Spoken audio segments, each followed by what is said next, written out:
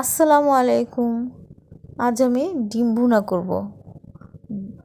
ডিমগুলোকে প্রথমে আমি হলুদ মরিচ লবণ দিয়ে মেখে রেখেছিলাম। তারপর কড়াইতে একটু পরিমাণ মতো তেল দিয়ে ডিমগুলো ভেজে নেব। একে একে ডিমগুলো ছেড়ে দিতেছি।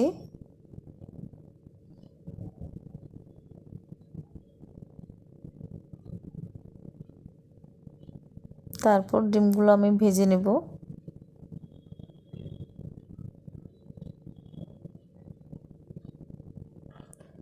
এই তো আমার ডিমগুলো ভাজা শেষ, একে একে উঠিয়ে নেব।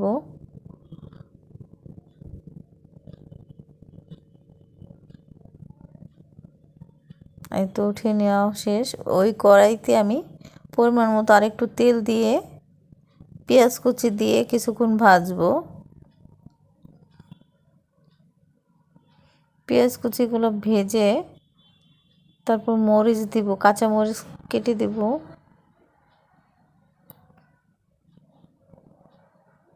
তারপর ভালো করে ভাজবো দুইটা একসাথে। ভাজার পর আমি একটা তেজপাতা দিলাম, তারপর রসুন বাটা দিব, একটু দিয়ে দিলাম। তারপর আবার ভালো করে ভেজে নেব। একসাথে ভাজার পর হলুদের গুঁড়া দিয়ে দেব, মরিচের গুঁড়া। মশলা যেন না পুড়ে যায় একটু পানি দিব, মিশিয়ে নিয়ে তারপর একটু পানি দিয়ে দেব। এই তো একটু পানি দিয়ে দিলাম। তারপর আমি একটু লবণ দিব। লবণটা দেওয়ার পর একসাথে মিশিয়ে নিব। তো ধনিয়ার গুঁড়া দিয়ে দিলাম,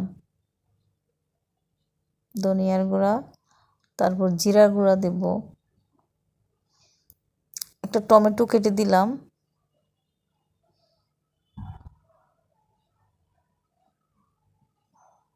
কিছুক্ষণ ঢেকে কষিয়ে নেব।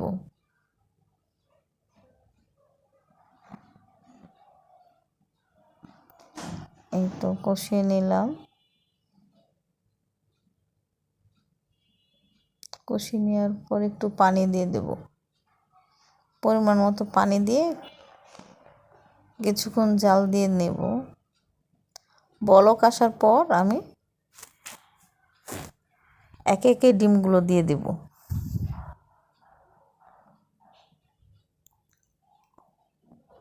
এই তো দিয়ে দিতেছি।